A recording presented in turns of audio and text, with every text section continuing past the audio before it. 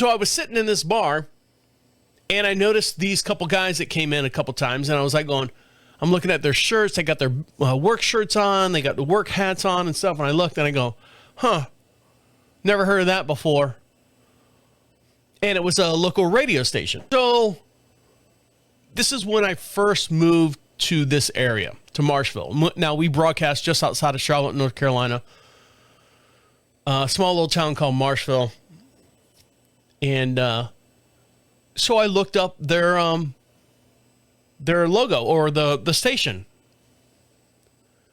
And they're on the AM and FM dial. Some of these AM stations that can't, hold their own, they kind of fold over to the lower end of the FM dial. I'm not going to get into how the semantics of how, is it semantics? I'm not going to get into the details of how that works.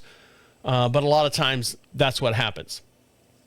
And it's owned by one guy. One guy owns this station. One station. It's not a Clear Channel station. They're not around anymore. iHeart gobbled them up. It's not an iHeart Radio. It's not a Beasley. It's not a Cox. It's not any of those stuff. This guy owns the station himself. So it's one guy. One guy owns the station. And I listened to it, and they literally, Monday through Friday, it's a morning show. And then after that, it's Swap Meet, which is so... If you know anything about radio history, Swap Meet is the easiest, cheesiest way to make money for your station. Because what they do is you pay them $25 to tell them that you've got something for sale. It's Swap Meet. So they do that for a half hour or so, probably to pay the bills. I know it's to pay the bills. And then they run, they have a couple brokerage shows, and brokerage shows means someone pays to be on the air there.